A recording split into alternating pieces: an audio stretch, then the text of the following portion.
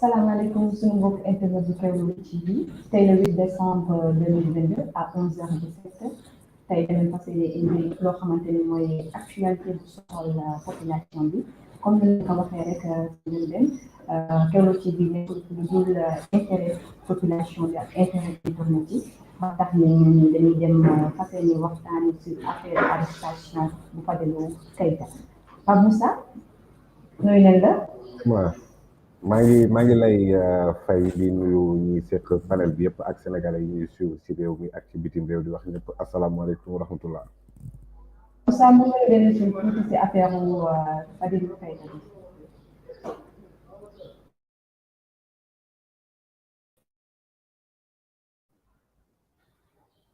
Fatima yaa ngi may dégg. mun nga dellu si affaire Fadilou Keita bi arrestation bi. voilà comme ni ko sénégalais yi remarqué depuis démb moom depuis ci semaine bi sax ñu ngi ko doon interpellé mais dañ koy auditionné laaj ko bàyyiwaat ko mu dem mais à la surprise générale démb dañ ko auditionné pare déféré ko au parquet léegi nag li nga xamante ne actuellement moom lañ ko doon laaj avant. C'était lié à un poste bi nga xamante ne moom daf ko defoon di def ay témoignages ci ki nga xamante ne mooy Didier Badji alors Didier Badji ku ne xam na ko mooy ci gendarme yi nga xamante ne dañoo disparaître woon alors ku ne xam na it que ni moom en tant que membre Pastef mais tamit de manière privée yaayam moom mooy madame Nafi Ngom Keïta bu nekkoon présidente OFNAC alors ci loolu noonu Didier Badji nekkoon garde rapproché wu yaayam donc bi nga xamante ne disparition bi am na mu inquiété sénégalais yu bari moom mu jug def témoignage sur sa page Facebook alors wax li nga xamante ne moom la xam ci Didier Badji alors ci noonu nga xamante ne après la disparition ñu ngi koy fàttaliku le procureur ubbi woon na enquête déclencher l'action publique pour Fulbert nga xamante ne retrouvé nañ ko décédé Fulbert moom action publique bi day tëj maanaam décès bu amee action publique buñ déclenché woon contre nit ki action publique bi day tëj donc le procureur n'a plus de raison d'enquêter du côté de Fulbert Sambou maintenant comme Didier Badji moom il n'a pas été retrouvé ba tey donc l'enquête se poursuit alors dañoo jàppoon ne rek c'était dans le cadre de retrouver li nga xamante ne moom mooy les raisons de la disparition de Didier Badji moo tax ñu ko doon woo di ko laaj buñ paree bàyyi ko mu dem ñibbi alors démb nag ñu woo ko laaj ko ba pare déféré ko maintenant au parquet loolu lan lay tekki mooy ñi nga xamante ne ñooy les officiers de police judiciaire ñi nga xamante ne ñoom ñoo chargé woon diligenter enquête bi ñu paree ci kooku di Fadilou Keita jox nañ ko dossier bi le procureur alors le procureur nga xamante ne moom mooy le maître de l'opportunité des poursuites moom mooy xool ku ñu topp ak ku ñu warul topp donc kooku noonu moom mooy joxe la suite à li muy décider ci affaire boobu noonu soit day def benn réquisitoire introductif c'est-à-dire ñu ne kii dañ ko yóbbu jugement muy Fadilou Keita alors loolu noonu lan moo tax suñu xalaat mën cee am lu muy ñaaw njot mooy ne ki nga xamante ne mooy Fadilou Keita li mu bind c'est toujours disponible sur sa page Facebook amul lenn loo xamante ne man jàpp naa ne war na cee mën a am une infraction bu ñu war a toppee nit à moins bu dee dañoo bëgg ay complément d'enquête wala ay complément d'information par rapport ak Didier Badji effectivement mën na ko jox ndax ñoom ñaar comme ni mu ko expliqué dëkk nañ donc xam ko mais il a émis une opinion ci ki nga xamante ne moom mooy ki mu jàppee son frère dund ak moom dëkk ak moom yàgg ak moom donc mën cee def ay témoignages alors un témoignage une opinion benn point de vue man foog naa ne Sénégal dépasse war na mën a dépasser fu ñuy incarcérer ay nit pour des délits d'opinion Fatima. ni waa Pastef ñu ngi déploré ci arrestation Kandji bi loo ci xam. waaw mais effectivement mënuñu ko bañ a déplorer dans la mesure où arrestation wala déclencher une procédure contre une personne pour man ça doit être des causes beaucoup plus sérieuses que ça mais émettre une opinion te loolu de ça devient monnaie courante au Sénégal nit di émettre opinion rek ñu jàpp la ci donc délit d'opinion ak fi démocratie toll ak fi liberté d'expression toll donc je ne comprends pas lan moo war a mën a justifier benn déclenche ouverture de poursuite contre Fadilou Keita dans la mesure où ku ñu xam la ci réew mi nekk leader ci benn parti politique ñëpp identifié ko donc kooku noonu émettre une opinion wala mettre un témoignage ci koo xamante ne moom daf ko xam je ne vois pas en quoi ça pourrait être constitué d'une infraction moom moo tax effectivement lu ñëpp di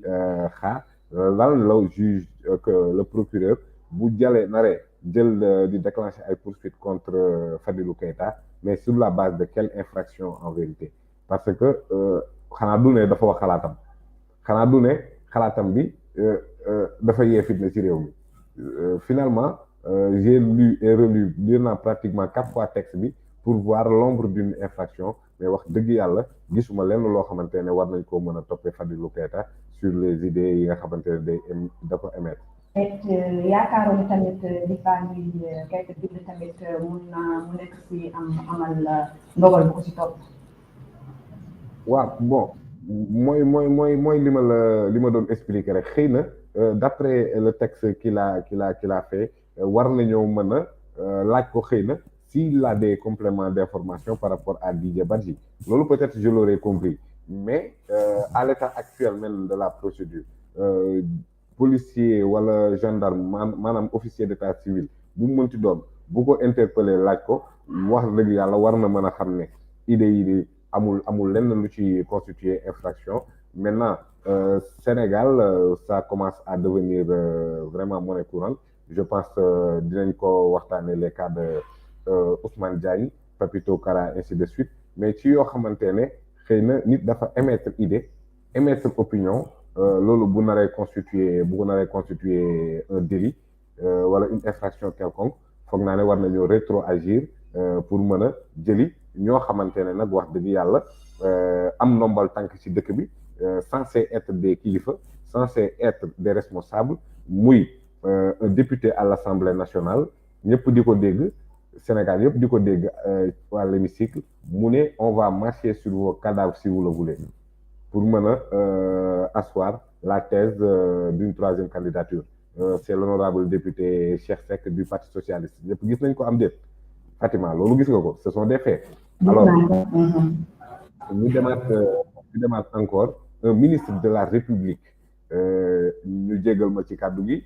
monsieur Yankoba Diattara di taxaw naan diw mi nan ko jongal te nañ dagg lépp c'est un ministre de la République qui parle comme ça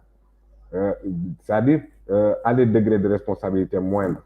à un âge moindre comme man ruus naa sax yëkkati yenn kàddu yi ci live bi Sénégal di ñu dégg mais ça c'est un ministre de la République qui l'avait dit qu'est-ce que le procureur qu'est-ce que les OPJ ont fait contre ces déclarations-là mais par rapport à des gens identifiés aussi ci yeneen parti politique muy Ahmed Suzanne Camara qu'est-ce qu'il a dit nañu dem jël bakkanu diw mais loolu par contre xam nga maa ngi naan la yii ay opinion yoo xamante ne xëy na mën nañ demander mais léegi passons sur le plan de l'opinion lii menace de mort boo xamante ne la c'est nullement voilé il n'a pas pris de gants deful dara mais ana procureur bu boobaa ana procureur buy autosaisir ana procédure judiciaire bu ñu déclenché contre nit ki nga xamante ne dafa ne nañ dem rey diw contre koo xamante ne dafa taxaw à l'hémicycle parce que il faut le rappeler aussi Assemblée nationale du bërëb boo xamante ne no man land la maanaam foo xamante ne lépp lu neex waaye def kenn du la ci topp immunité parlementaire naam mais immunité parlementaire bu délit amee wala crime am de manière flagrante loolu immunité amu ci donc foog naa ne séance tenante le président de l'Assemblée nationale dafa waroon saisir le procureur mu ñëw tijji un dossier contre ça bu ñu bëggee rek un état juste un état équitable boo xamante ne on ne serait plus obligé de nous indigner chaque jour face à des forfaitures d'état donc kon l'honorable député Cheikh Seck du parti socialiste bi nga xamante ne nee na moom pare na pour marcher sur des cadavres pour asseoir la thèse d'une troisième candidature loolu Sénégal yëpp a ko dégg. Ahmed Suzanne Camara yoroon fi réseau des enseignants de l'APR ñëpp identifié ko mu ne nañ dem rey Ousmane Sonko rey la wax de tuer donc loolu noonu budul infraction foog naa ne monsieur Fadilou Keita li mu wax bu dee dafa amoon benn degré de gravité bu nekkee ñooñu ñu ngi 1000 à wala 100 000 donc loolu noonu yëpp nag kenn gisu ci interpellation wu procureur kenn gisu ci sax police woo leen pour jéem leen entendre sur la gravité de ces faits parce que loolu moom wax dëgg yàlla on va marcher sur des cadavres pour maintenir le pouvoir loolu infraction gënu ko rëy gënu ko flagrante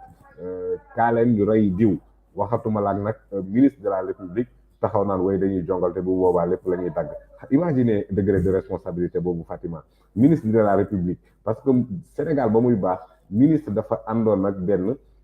nit boo xamante ne parce que loolu dafay respecter la sacralité de l'État mais imagine un ministre qui est capable d'arriver à ces bassesses là ministre bu mën a yegg ci bassesse boobu noonu mais pourtant il n'est pas inquiété léegi garaaw ñooñu noonu mën nañ ne xëy na ministre bi am na dégguma de daa mel ni sa micro bi daa coupé Fatima boo ko mënee activer balaa. ma ne yaakaaroon ne il est encore temps ñu revoir suñu façon de procéder ñu ni dugal nit ñi di leen jàpp ci ay anam yi mel nii. ce qu'on a jamais cessé de dire Fatima xam nga tey jii nii li nga xamante ne moom moo lié justice sénégalaise ak le peuple sénégalais mooy lien de confiance bu war a mën a am seen biir mais qu'est-ce que lañ war a nettali beneen système judiciaire étranger wala sunu ay sët ne leen ci dëkk bi pour un texte Facebook que Fadilou a écrit nga xamante ne mën nañ koo lire xool yan élément constitutif d'une infraction moo fi nekk kooku lañu woo déféré ko au parquet te au même moment de manière parallèle à des niveaux de responsabilité beaucoup plus élevés parce que je parle de ministres et de députés donc censés représenter le peuple kële nga xamante ne en tant que ministre war a exécuter dans le cadre d'une politique globale définie par le président de la République donc ñooñu ay responsables ay exemples la ñu war a doon mais ñooñu ñoom ñooy taxaw di génne une violence verbale indescriptible maanaam président de la député à l'Assemblée nationale taxaw ne dañuy marcher ci cadavre ministre de la République naan nañ dagg lépp nga foog ne léegi nag loolu noonu moom mooy une justice qui se respecte une justice bi nga xamante ne à chaque fois on le dit dañoo war a respecter suñu magistrat yi dañoo war a respecter l'administration judiciaire dañu war a respecter administration carcérale loolu yëpp on aimerait bien bëgg nañ leen respecter dans la mesure où il en va de la quiétude nationale mais naka ngay respecter un système qui te donne ses forfaitures comme ça Fatima naka ngay respecter un système judiciaire boo xamante ne day gis nit ku ne la nañu dem jëli bakkan nañu dem jëli bakkanu jiw donc impérativement li may wax ni ce ne sont pas des déductions ce ne sont pas des analyses ce sont des éléments factuels yu may teg sur la table bu amul rek nañ ne amul député bu wax loolu à l'Assemblée nationale ñëpp gis nañ ko amul un ministre de la République bu wax loolu ñëpp gis nañ ko un responsable de parti APR muy Ahmed Suzanne Camara ne nañu dem rey et tant d'autres loolu ce sont juste des exemples mais chaque jour on en voit des forfaitures en Afrique plus finir ci presse sénégalaise alors donc loolu noonu nag li muy jur moom mooy rupture de confiance boobu ma nga xamante ne maa ngi koy dénoncer à tout moment entre la justice et les justiciables. Merci beaucoup Pape si leeral bi muy indil démb tamit yónnee woon nañu suñu benn naataango ci deuxième édition du conseil des médias pour la libération de Pape Alé Niang soxna nuyu nañ la yaa ngi fi. Oui Fatima. waaw soxna mën nga ñu indil ay leeral ci démb. Effectivement démb ñu ngi woon ci deuxième édition du conseil des médias bi doon am ci maison de la presse Babacar Touré pour la libération de Pape Alé Niang. Donc pour rappel, Pape Alé Niang a été arrêté pour diffusion d'une information militaire sans autorisation de la hiérarchie.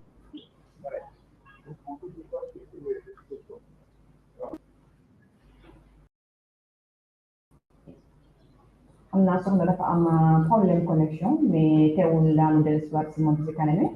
tamit dañuy dellu ñibbi démb yónni woon nañ fa suñu ay envoyés spéciaux je pense que dafa mel ni Aminata Niang moo amuloon problème kese ak kooku noonu mu nekk ci assemblée nationale ba mais jot na am problème ak benn xale bu góor bu ñuy woowee Saliou Ngom bu dëkk foofu noonu si ñibbi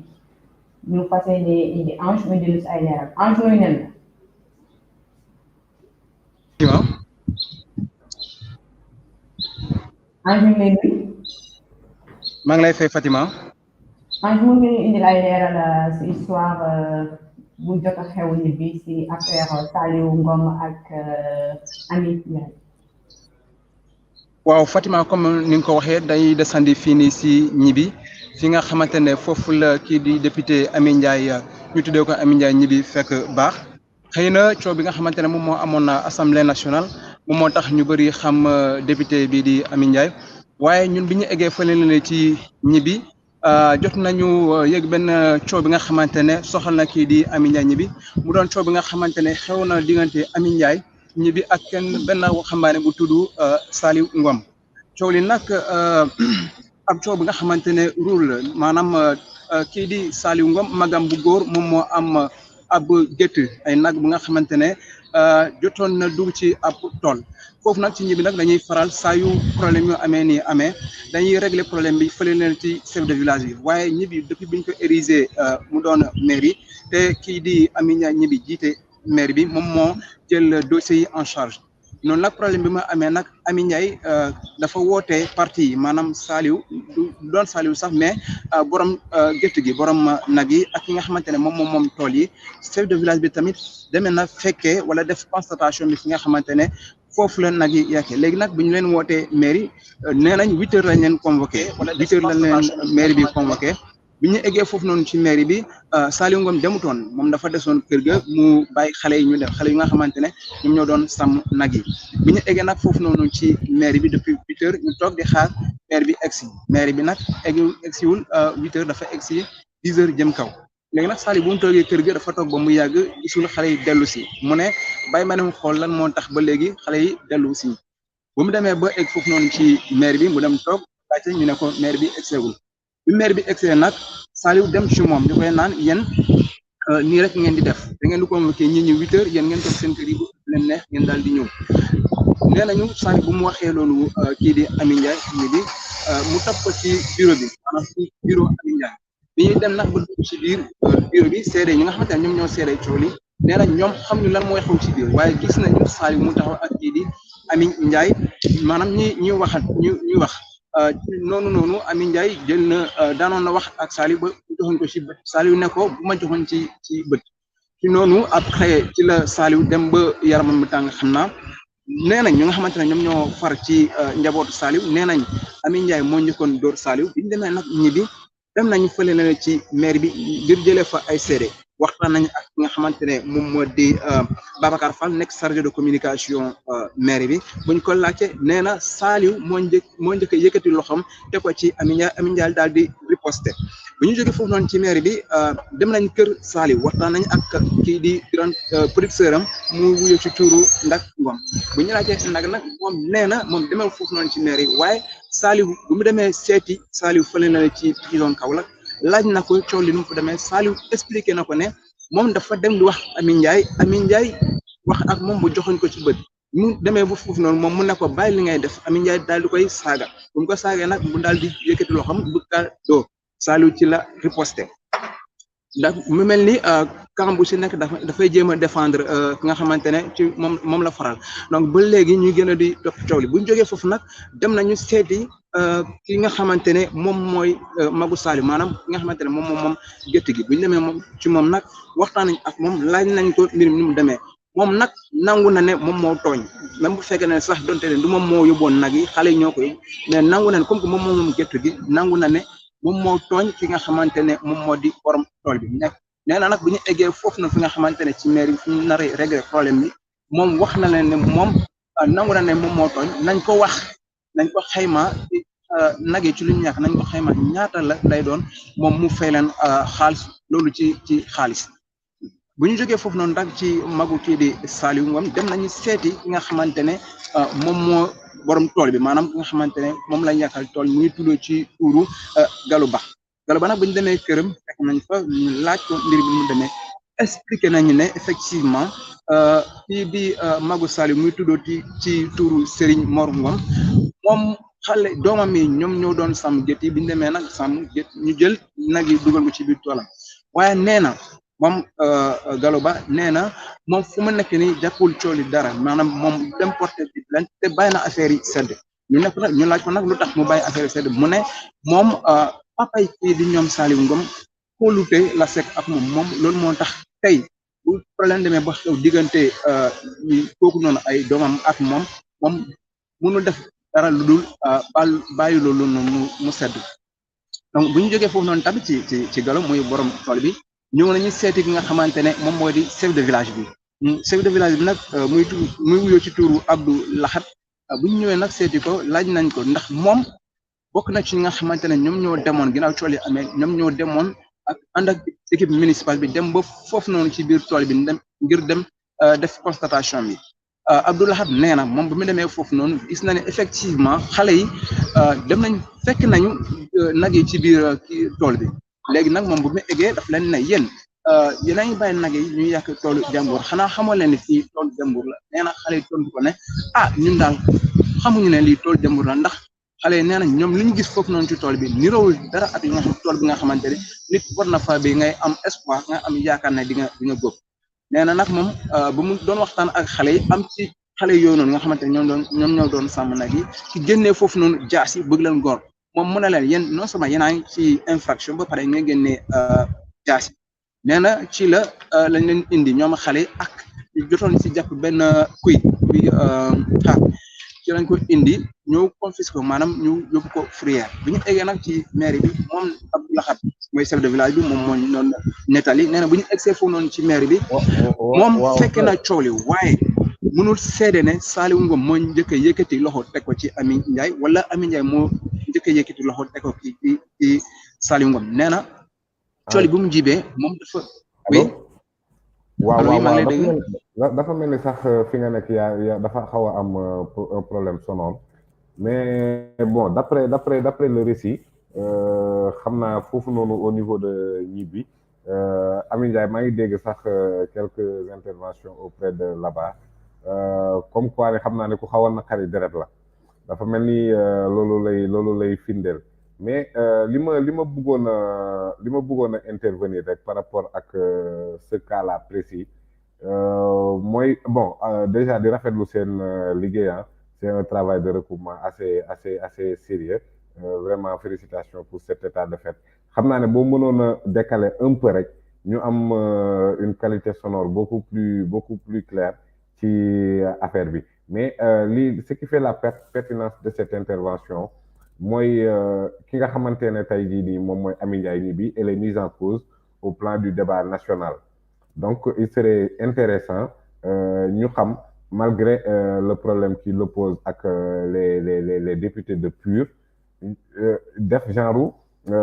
orientation de moralité pour comprendre qui est Amy Ndiaye Gniby ak li nga xamante ne moom la ñu koy jiiñ actuellement parce que je pense qu'elle a reçu hier plus de 1000 plaintes. C'est une stratégie peut-être de PUR ou du Daara Moustachidine qui considère ñoom ñëpp que ni femme bi daf leen offensé du coup foog naa ne elle a battu le record de plaintes ci benn journée elle a reçu plus de 1000 plaintes donc loolu noonu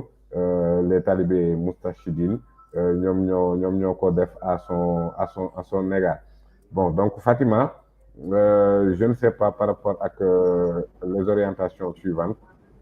est-ce que kaawu Gniby bi dañ koy def un cas d'école pour mbartalu rek xool qu'est-ce que ça peut signifier au plan national par rapport ak conflit bi ko opposé ak waa PUR. Amsa, merci beaucoup ci leeral yi ñu indi comme ñu leen ko gisee rek démb yaakaar naa ni ñëpp a gisandoo réplique bi ak Sam def maa ngi woo Mati indi ay yaram Mati yaa ngi fi. maa ngi en ligne. Mati mën ngeen indil ci tay leeral ci réplique bu Adji Sarr bu démb bi. Bon Fatima maa ngi dellu di la nuyu aussi di nuyu Pape Moussa si pertinente intervention boobu noonu. Bon en fait hier j'ai encore écouté malgré moi Adji Sarr si benn soi-disant live bu mu waxoon daf koy def concernant la réplique bi mu waroon apporter si li mu bon sur son présumé viol commis par Ousmane Sonko, mais comme d'habitude, j'ai été carrément dessus parce que j'ai regardé un live où je m'attendais à ce que le mot bagnon de peut-être au niveau du bureau de douane des juges Maham Diallo concernant la mise en place, bien la mise sur la table des preuves de son viol. Parce que hier, je l'ai dit après cette année live, oui. En fait, Sitor Ndour, il est en prison parce qu'il a été accusé de viol, attesté par un certificat médical, donc il est maintenant sous mandat de dépôt depuis. Hier, il a été démis de ses fonctions de PCA de la SAED.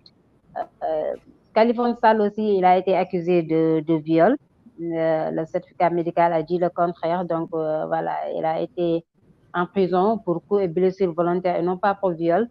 Donc, un certificat médical qui blanchit Khalifa Sall c'est le même certificat médical qui a blanchi le leader du parti PASTEF, Ousmane Sonko. Mais à la surprise générale, on voit que l'accusatrice du leader de PASTEF continue de faire de faire peut-être ce genre de campagne de diabolisation contre Ousmane Sonko parce que voilà damay fàttali rek Fatima le fait que un avocat mu plaider pour un criminel ne fait pas de lui un criminel. Donc le fait de ne pas vouloir répondre aux questions des avocats d'Ousmane Sonko disant qu'ils sont de PASTEF, vraiment c'est vraiment se moquer de l'intelligence des Sénégalais en particulier et du monde entier en général. Donc démb bi ma gisaatee mu def sortie, j'ai vu que li mu waxaat rek mooy nee na il veut un procès public. Mais juste li ma si jàngat mooy dafa mel ni comme Adji s'est conseillé lui ont pas fait savoir qu'un procès public aussi bu dee am comme le cas en Guinée-Bissau procès public bu dee am. yaakaaroon ni tout ça ay stratégie yu ñu teg. waaw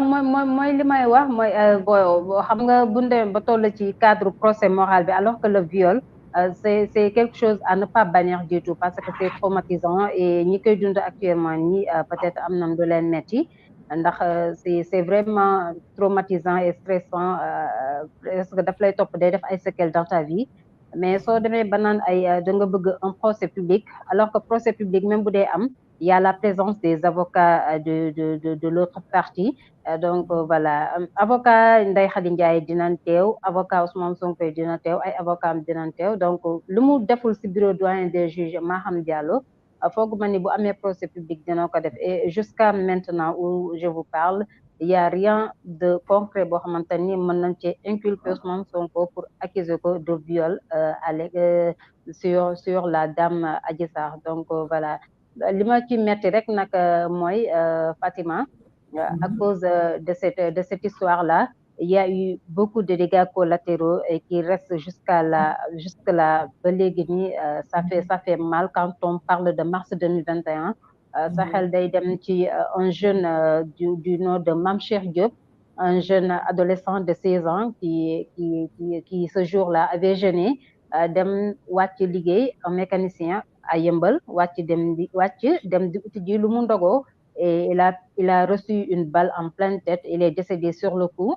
boo xoolee ci kooku noonu boo xoolee tamit ci ki nga xamante ni mooy le capitaine Seydina Omar Touré il a été radié donc au chômage si histoire bii nii nga gis ni ba tey tamit y a un officier de la police boo xamante ni il a perdu un de ses bras donc sans oublier ñi nga xamante ni ils ont perdu leur boulot parce que y a eu des saccages il y a eu vraiment des dégâts collatéraux sans compter les pertes en vies humaines donc yooyu yëpp boo ko dee sóor ci histoire boo xamante ni daanaka 2 ans bientôt 3 ans après nga xam ne tout ça ça n'était que vraiment des mensonges montés de toutes pièces. Ça fait vraiment mal au cœur et pire dans tout ça su fekkoon mbir mi dafa arrêté sax nga mën a wax mais tu vois que ni ba tey à cause de cette histoire les dégâts continuent ba léegi nii ndax gis nga ba tey ci histoire boobu noonu soo ko corrélé ak PV enquête gendarmerie bi da ngay gis que ni ba tey histoire boobu noonu mooy continuer di def des dégâts. Il y a eu des arrestations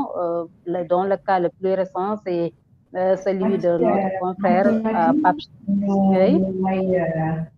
may Pape Moussa mu indi ci ay leeral Pape Moussa yaakaaroon ni tamit il est vraiment temps ndaxte procès bi Adji Sarr ak Sonko nit ñi commencé nañ ci sonn commencé nañ ci doyal te ba tamit ñu fàttee lépp ci jot xew en mois de mars bi ba pare ak 14 millions bi yaakaaroon ni tamit tout ça il est temps qu'on règle situation. waaw Fatima effectivement wax nga dëgg c'est pour la première fois de l'histoire judiciaire du Sénégal qu'un procès pour viol duré 19 mois 19 mois ñu nekk ci ay enquêtes ay parfois wax yoo xamante ne ça n'a même rien à voir avec le dossier mais bëri aussi ay dégâts collatéraux comme ni nga ko waxee Mati rappelé ko léegi nii. Alors bu may analyser li nga xamante ne moom mooy la sortie de Adji Sarr démb en termes de réplique donc sur la forme ñu préciser que ne du live donc loo xamante ne la dañu ko enregistré xam naa ne nag bi ñu doon enregistré xawoon nañ sonn parce que boo xoolee même parfois ci approche bi da ngay xam ne y a des sujets qui ne sont pas maîtrisés déjà bu ne dafa bëgg un procès public.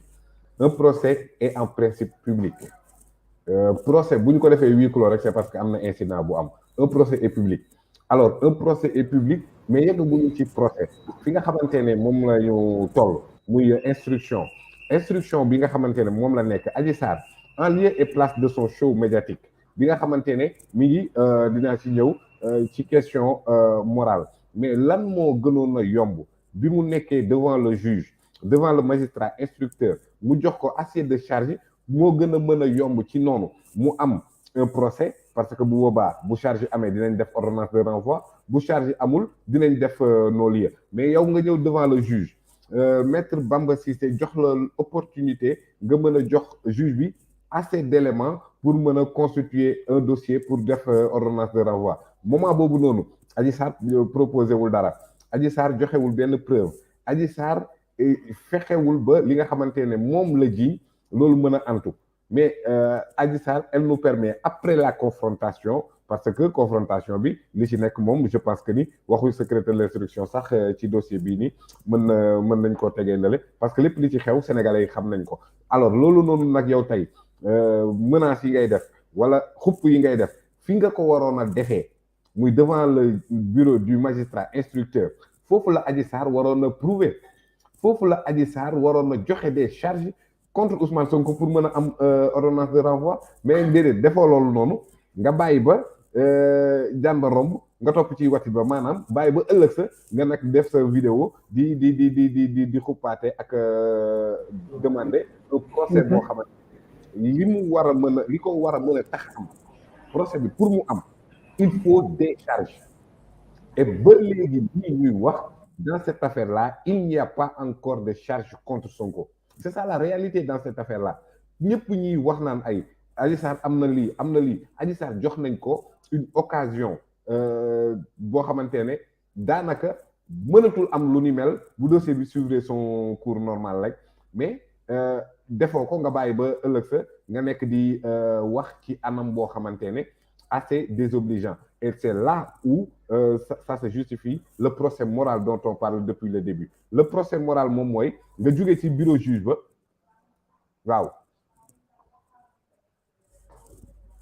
public boobu noonu parce que dama yaakaar ni population bi tamit am nañ suy baat parce que problème bi doonatul problème Adji Sarr ak Sonko mais problème public la nekk na problème sénégalais yépp donc daf na Fatima un procès est en principe public xam naa moom li mu bëgg a wax mooy comme ni ñu nekkee colonel Touba Diakité fële ca Guinée comme ni ñu defoon procès Hissène Habré bi di ko diffuser en temps normal ci médias yi xëy na loolu la bëgg a wax je ne comprends pas mais un procès est en principe public alors maanaam yow mën nga dem ci procès ba sénégalais lambda bu mën ci doon mën na dem ci procès ba loolu moom mooy procès public parce que la justice est rendue au nom du peuple sénégalais le principe dans un procès c'est que ça soit public alors léegi fi ma doon dellu si mooy le cas du procès moral boobu noonu ça profite à qui parce que ñi nga xamante ne ñoom jàkkaarloo nañ ak Ousmane Sonko sur le plan politique xëy na loolu am na avantage ci ñoom ñu utiliser benn procès moral contre Ousmane Sonko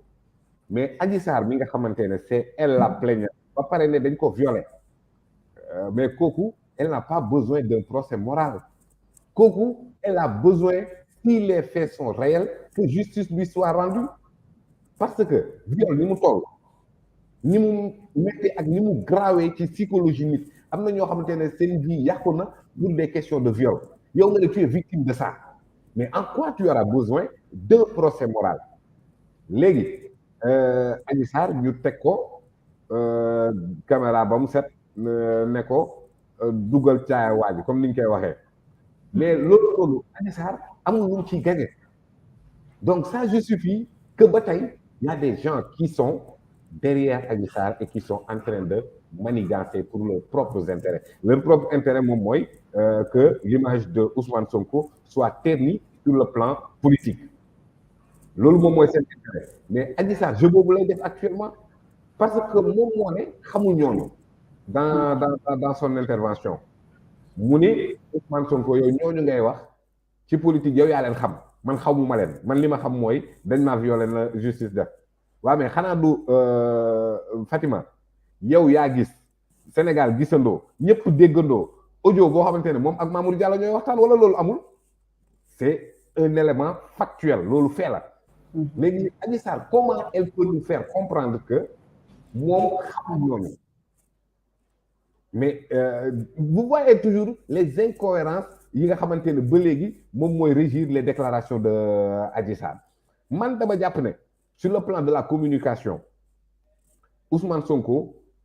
ci communication avant-hier am na ay njuumte parce que nit ku ñëw tey wan la kanamu yàlla mais auparavant démb barki démb moom moo la jiiñ viol jiiñ la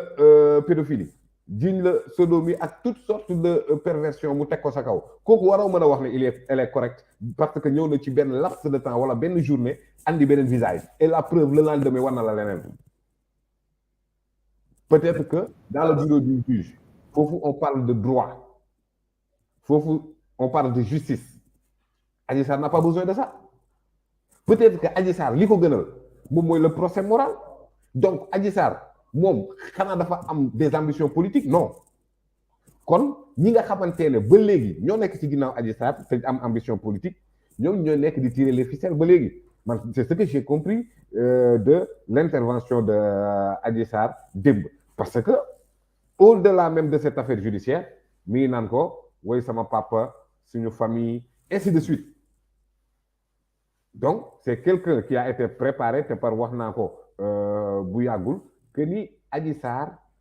Sarr dañ ko formaté ko pour mu nekk arme de destruction politique parce que Adji Sarr bi nga xamante ne gisoon nañ ko ci première interview am ñemewul siggi xool nit nga gis avocat am di ko dee bu naree wax ñu ne ko déedéet bàyyil dugal c'est-à-dire timide tiit jaxasoo Adji Sarr boobu noonu moo ñëw ne li woon ni la li woon lan moo ko woon ni maintenant Fatima dafa mel ni sa micro daa coupé de yaa ngi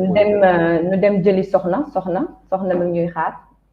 sànq commencé woon na intervention ba pare mu coupé fa amoon problème connexion soxna ñu ngi lay nuyu allo soxna yaa ngi may dégg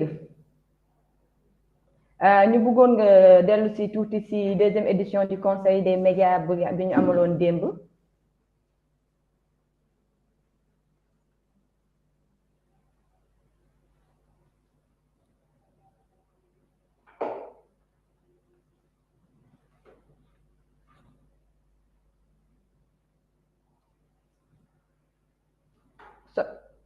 soxna dégguma la bu baax.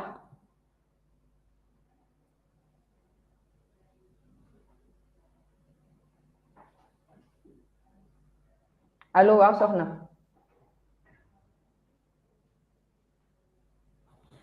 ñi ngi ñëwaat ci yow bi ci kanamee dañu am jafe-jafe déggante ak yow Pa Moussa ñu dellu ci kaawu Adji Sarr Sonko bi man nag dama la bëggoon laajte concernant les 14 morts tu penses pas que ñooñu tamit am nañu droit ñu ci anam bu ñu dee ñu am ñoom tamit loo xamante ni seen parents yi dina mën a soulager tuuti seen métit. waaw avant d'en venir parce que soulager seen métit moom xam naa ne lu jafee def la parce que réparer préjudice su dee kenn mënu ko li nga xamante ne moom la am ci dégâts collatéraux foog naa ne c'est innombrable ci mbir mi nii maintenant am na benn pas boo xamante ne le juge d'instruction posé na ko muy la convocation lundi de Seydina Omar Touré capitaine Touré ni ñu ko xamee alors loolu lan la mën a yokk ci dossier bi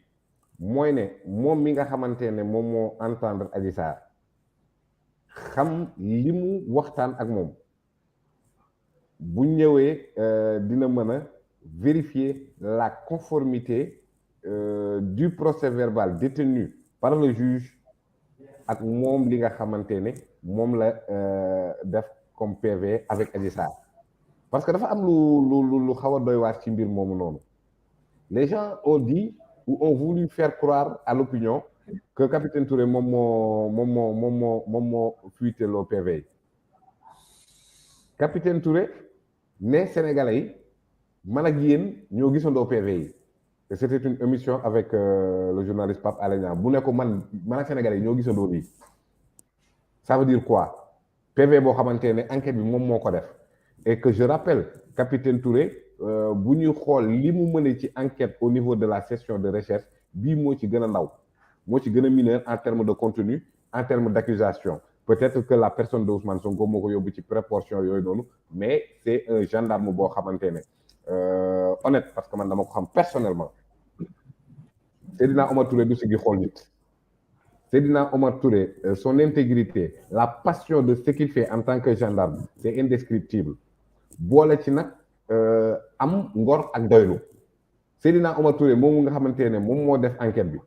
mais kooku bu dellu si waatee ne PV d'enquête yi circulé mook Sénégalais yëpp ko gisandoo c'est parce qu'il y a problème léegi vérifier la conformité de ces PV et que ce sera l'occasion aussi de faire une confrontation capitaine Touré Adji Sarr pour ñuy xool genre reconstitution de l'enquête pour am la conformité de li nga xamante ne moom mooy PV yooyu noonu ñu ne baaxul l'autre question de des prélèvements lañ bëggoon bind ne parlement en vue de test ADN docteur Alfousseyni Gaye ñëw na moom maintenir na li nga xamante ne moom la wax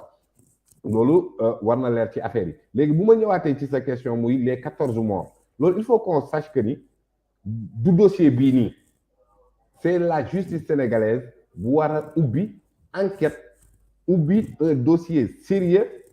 un procès sérieux pour ces 14 morts là yi nga xamante ne ay bakkanu doomu sénégalais ñoom ñoo ci rot ci loo xamante ne pour man c'était évitable léegi loolu noonu nag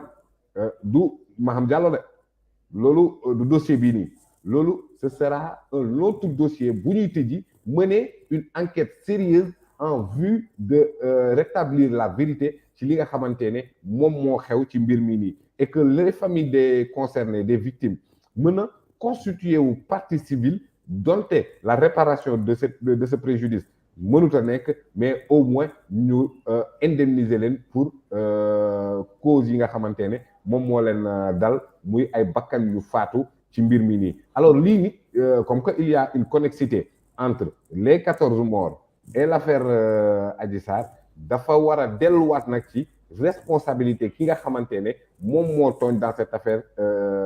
Adji Sarr Sonko bu dee Adji Sarr li muy wax te mooy li ma gëm te mooy li nga xamante ne moom moo xewagum depuis le début de la procédure ba tey mooy ne Adji Sarr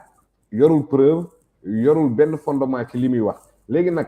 si c'est avéré que ni moom amul benn preuve ci li muy wax te tamit 14 personnes dee ci pour lui je pense que ça engage la responsabilité de Adji Sarr parce que jiñ nit viol ternir image am mu am famille am parti ainsi de suite loolu yëpp nga def ko ba pare ay sénégalais yi ñàkk ci seen bakkan ñu war a dellu si waat ne loolu noonu yëpp c'était que ay poudre la mais loolu noonu foog naa ne Adji Sarr warul génn ci procès boobu noonu en cas de non-lieu boobu dafa war a refléter impérativement un mandat de dépôt contre Adji Sarr pour li nga xamante ne moo fi xew léegi nag le juge Maham Diallo sur la demande des avocats de Ousmane Sonko nan na entendre Seydina Omar Touré mais un élément majeur aussi de ce dossier muy Baye Mbaye MC kii di que ni Adji Sarr nee na ko ci caaxaan képp laa nekk ba pare nekk man bu ma justice soxlaa nañ ma woo ma wan leen loolu noonu xam nga tey jii nii Adji Sarr di wax ak Baye Mbaye MC enregistré wala mu nekk audio mu wasaare ko ci mbedd mi c'est passible d'une infraction donc Baye Mbaye MC ne va pas procéder comme ça léegi naka la Baye Mbaye MC war a mën a def pour mën a wane loolu noonu nga xamante ne Adji Sarr wax na ko mooy devant le juge bu ko tegee ci loxo juge bi moom kenn mënu ko cee topp pour quoi que ce soit te Adji Sarr moom moo ko ne moom Baye Mbaye MC que ni lii ma dugg yëpp dañ ay caaxaan la dañ ma ko doon defloo viol amul dara amul Baye Mbaye MC moomu noonu yor loolu pour man Moussa nga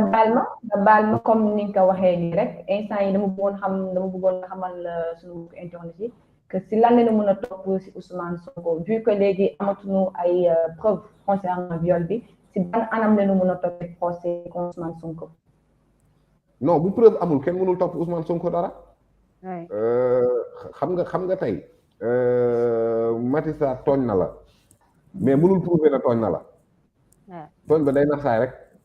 parce que en droit ce qui est important du li xew mais li ñu mën a prouver. Ce n'est pas ce que l'on a fait wala ce que l'on a subi mais ce que l'on peut prouver léegi nag matière pénale maanaam fa nga xamante ne dañu war a daan nit ki dañu ne foofu la preuve elle est libre noo mën a wutee ay preuve mën nga koo def mais malgré cette liberté de preuve Adji Sarr n'a pas encore fourni benn atome de preuve mën nga utee preuve nu ne parce que bu dee yeneen matières yi dañ encadrer l'administration des preuves en matière civile du nekk ngay prouver loi bi danaa la lii ak lii ak lii mooy preuve mais en matière pénale comme c'est une question sensible la matière pénale ñu ne la mën nga prouver moyen bu la mënti bu la neex mais tey jii nii Adji Sarr andiwul benn atome de preuve malgré cette liberté de preuve là Ousmane Sonko nee na am na lu mu versé au dossier muy l'enquête interne de la gendarmerie man dama jàpp ne li tax ñu classé dossier boobu noonu très secret c'est pour éviter que Ousmane Sonko utiliser ko contre preuve parce que li nga xamante ne tey jii nii dafa yëngal dëkk bi ku nekk di wax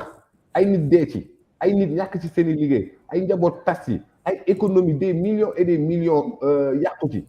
mais ñu ne loolu gendarmerie la xewee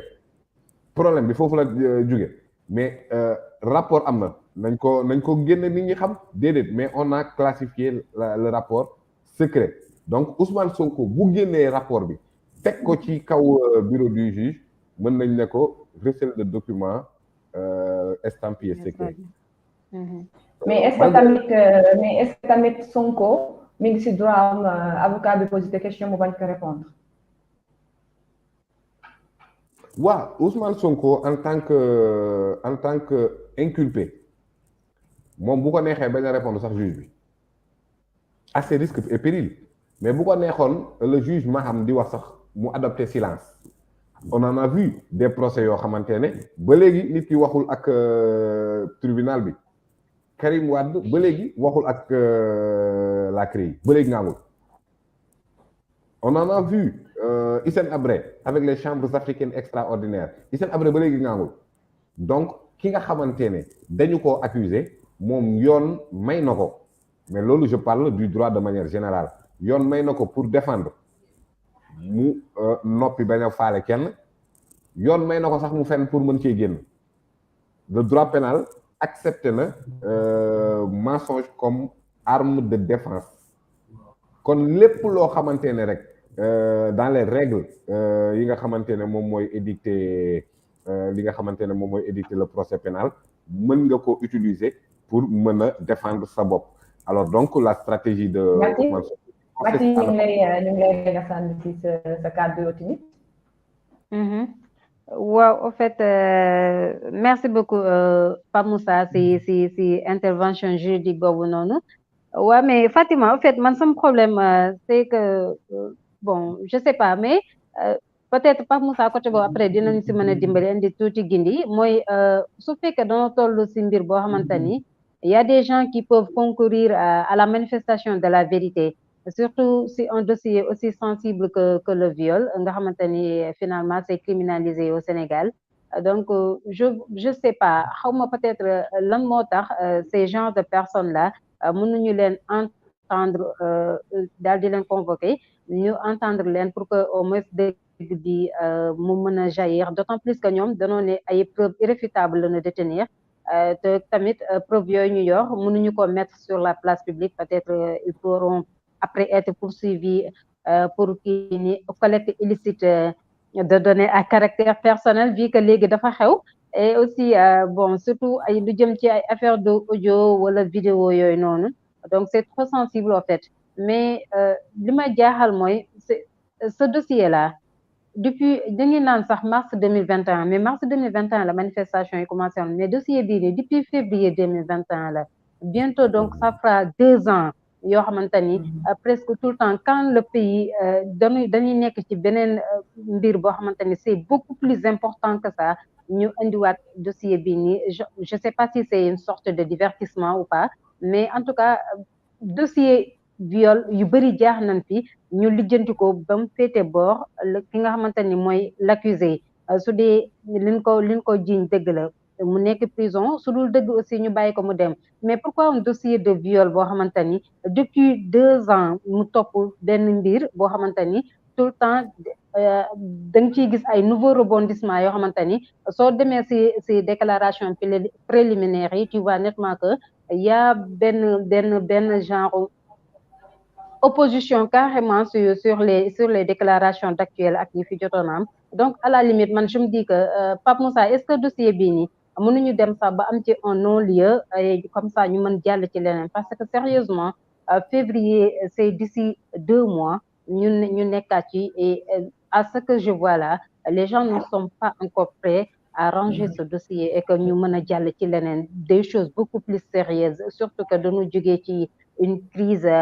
de la pandémie à Covid-19 ba pare nekk ci benn conjoncture mondiale bu saturé bu métti boo xamante ni au Sénégal malgré les 11 mesures prises pour la réduction des denrées de première nécessité on voit nettement que les gens peinent à joindre les deux bouts et ces mesures-là ne sont pas très effectives partout et donc cela veut dire que les gens ont vraiment d'autres choses beaucoup plus importantes à faire mais là on veut vraiment stagner sur un dossier boo xamante ni si suñ ko toppoon ci dëgg suñ bëggoon dëgg bi feeñ na mais comme on veut pas encore en finir qu'est-ce que le doyen des juges Maham Diallo peut proposer pour que ñu jàll ci leneen Pape Moussa. jërëjëf soxna Maty les questions sont assez importantes xaaral ma tontu rek internaute bi di Aboubacar Ndiaye je pense que ni posé na ñaari question d'abord premier bi mooy nee na est-ce que mën nañ dem procès sans preuve loolu tamit day baax ñu expliquer mode d'administration des preuves ci étape procédure bu ñu nekk ki nga xamante ne moom mooy le procureur moom mooy jiite les OPJ officiers de police judiciaire muy gendarmerie wala police foofu noonu s'il a des indices ay indices graves et concordantes mën na def réquisitoire introductif kon kooku xam nga ne yeggul ci preuve moom indice kese lay seet bu amee indice bu ndaw mu yóbbu fële ci juge d'instruction moom it daanaka laajtewul preuve mais ay charge lay laajte parce que ñu ngi naan day enquêter à charge et à décharge moom ay charge boo ko joxee rek moom day def ordonnance de renvoi donc kon xam nga ne Aboubacar Ndiaye yeggaguñu ci génne preuve. C'est devant la juridiction de jugement qu'on cherche les preuves, qu'on sort les preuves. Donc, procureur, indice, juge d'instruction, charge, la juridiction de jugement, preuve. Alors, indice, indice, bi ñu yegsee ci stade indice pour man procès bi waroon na jeex indice kese indice ci koo xamante ne déjà ñëw na déposer plainte ci biir déclaration yi ñu gis ci des contradictions à n'en plus finir pour man foofu rek la dossier bi waroon a yem mais Serigne Bassirou Gueye am na indice bu boppam peut-être mu jël dossier bi dugal yóbbu au niveau de l'instruction ñu war a seet charge mais Sénégalais yëpp ngi toog di déglu Adji Sarr bi ko juge d'instruction bi déglu Ndeye Khady déglu docteur Alfousseyni Gueye Sidi Mouhamed Mbaye ba ci tey confrontation est-ce que Sénégalais yi gis nañ benn charge en tout cas Adji Sarr tegul suñu loxo dara elle se permet de dire aux avocats de Sonko duma la tontu militant Pastef nga foofu la toll ak ñun bu génnee nag bureau juge bi ñu préparer ko vidéo et cetera elle peut dire lu ko neex mais ci bureau juge bi nga xamante ne ay charge lañ koy laaj pour mën a am ordonnance de renvoi ba léegi joxew ko kon beneen étape bi muy instruction fa la dossier bi war na fa mën a yem noonu yëpp parce que fi mu toll nii ba léegi joxeegul benn charge alors Aboubacar Ndiaye nee na est-ce que le juge a le droit d'appeler le procureur Serigne Bassirou Gueye alors le procureur Serigne Bassirou Gueye dafay agir ci ministère public rôle dans cette affaire c'était de mettre en la politique pénale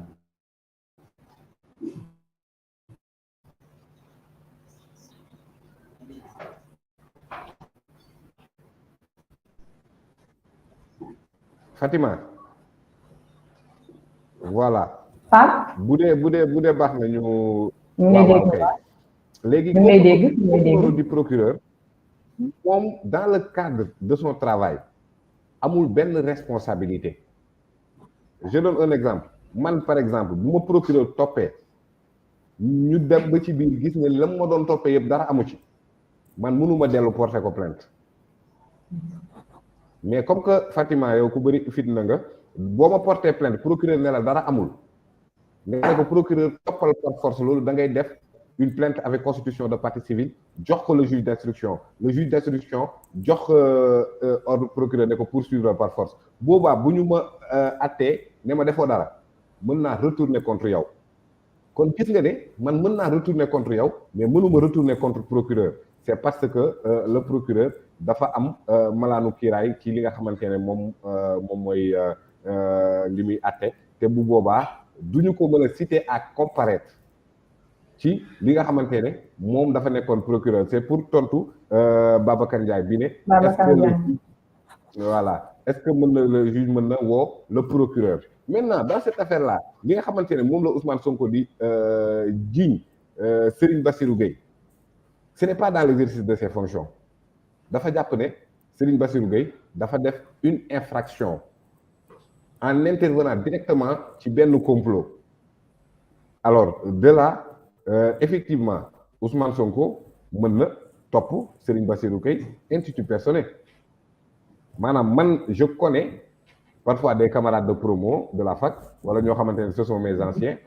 nekk ay magistrats actuellement ñu ngi en prison donc magistrat du ñu ko juger loolu juumte la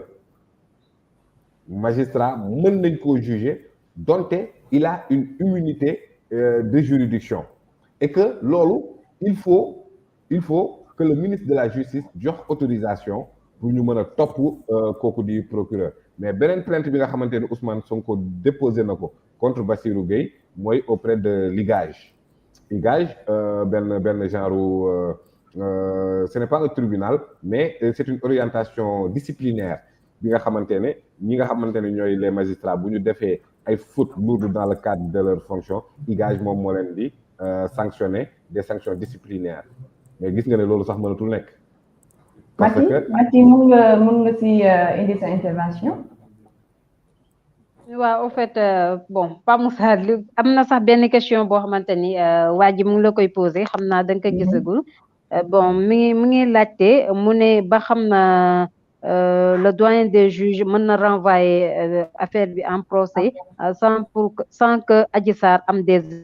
éléments à charge xam naa après boo ko kiiyee nga tontu ko si mais bon Fatima ci li may doole ci li Pape Moussa doon développé sànq rek moom mooy pour le cas d'Adji Sarr bi nii bon sérieusement je l'avais dit tantôt et je vais continuer sur cette lancée, c'est-à-dire que il est temps il est temps que le doyen des juges mu jël ses responsabilités face à l'opinion nationale et internationale parce que droit boo ko jàngee da nga ko war a wax, c'est-à-dire que au nom de la vérité et au nom de tout ce qui s'est passé rek lu dul dëgg bu mu la ñor donte dañ lay rey da nga war a wax dëgg ñun ñëpp ay jullit lañ jàng nañ loolu noonu donc au nom de la vérité rek mu jël son courage en deux mains bañ a xool benn connotation politique wala benn pression boo xamante ni dina jóge de tout bord mu bañ a sukkandiku ci loolu mais moom mu xam que ni bu dul woon Sonko ak Adji Sarr s'il y avait un autre cas de figure boo xamante ni s'il y avait deux autres citoyens civils yoo xamante ni ñëwoon nañ ci kanamam indi affaire au viol la fille peine à apporter des preuves des éléments tangibles yoo xamante ni mën na prouver qu'il a été violé parce que le certificat médical encore une fois a déjà attesté qu'il n'y a pas eu de viol donc voilà moom bu xoolee ci ñaari civil rek ni ñoo seq mbir mi donc voilà su ci mënul am benn gindi boo xamante ni ki ñu violé mën na koo indi la suite à donner à ce dossier ñëpp xam nañ ko donc na am posture boobu noonu rek mu xam que ni donc vu que affrontement xaw ma confrontation bi ñu bëri doon xaar naan disant que et même Adji Sarr l'avait dit en disant que jour bu confrontation amee diggante moom ak Ousmane Sonko si boppam mooy jël décision bàyyi langue politique bi yaa may dégg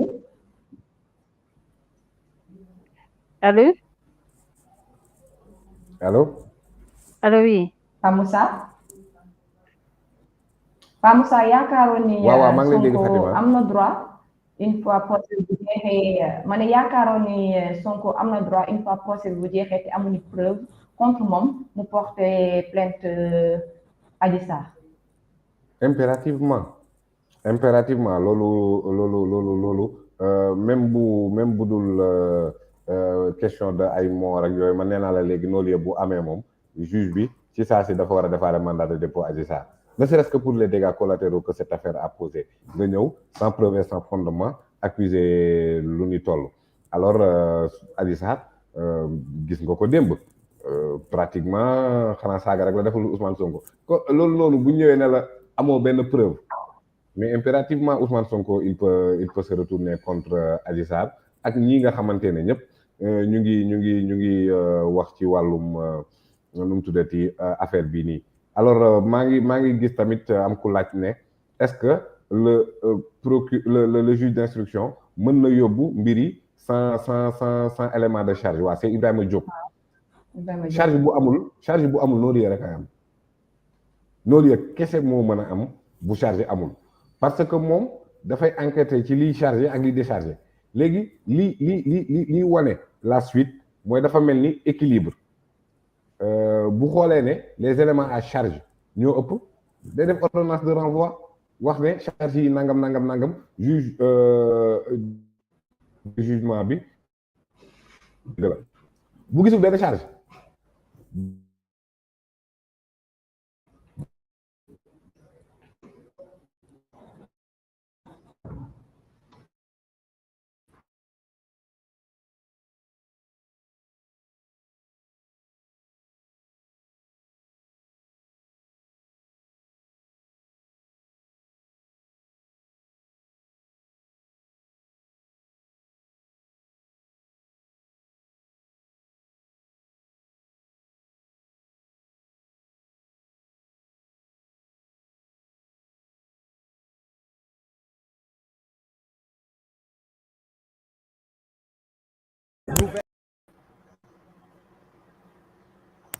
Donc, nous nous excusons encore une fois,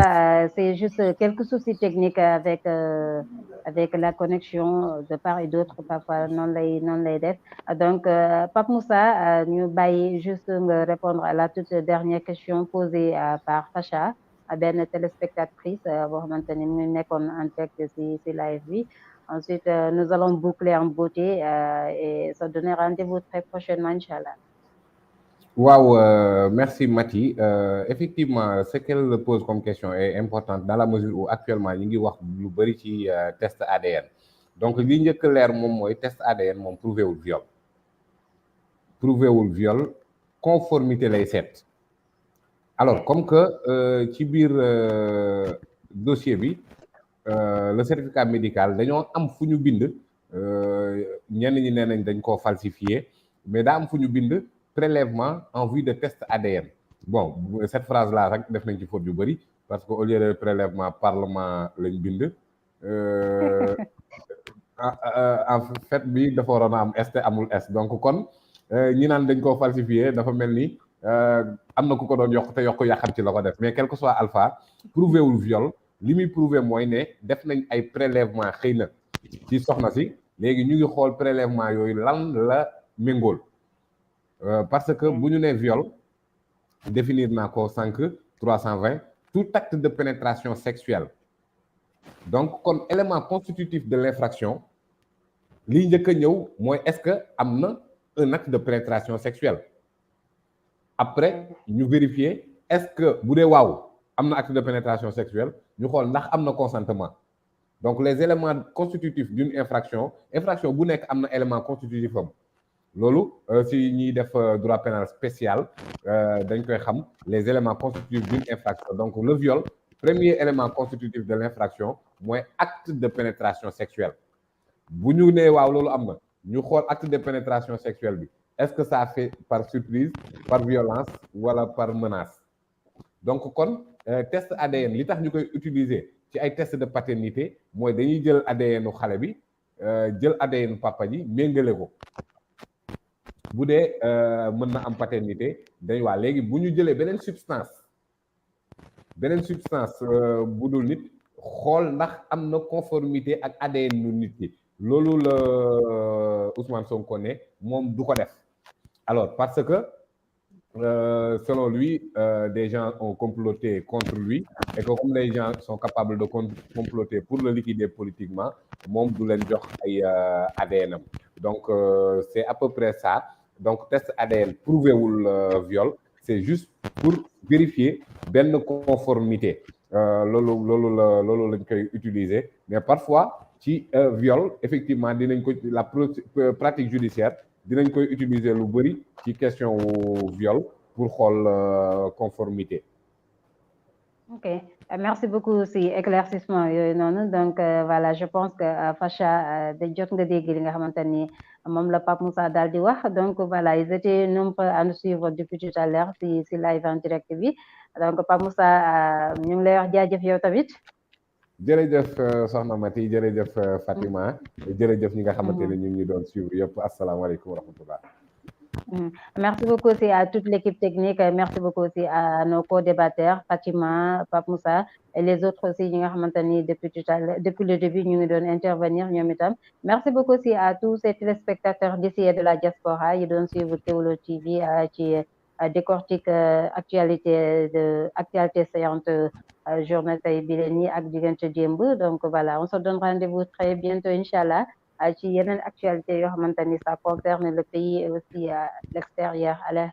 on se donne rendez-vous. Fatima, merci beaucoup à toi aussi. Et aussi, nous nous excusons encore une fois à cause de ces soucis techniques yi nga xamante ni tax na émission bi sànq ba tey da ngeen di gis quelque fois ñu ngi siy jégalu bu baax a baax c'est indépendamment de notre volonté donc rendez-vous est donné très bientôt inchallah et d'ici là portez-vous bien.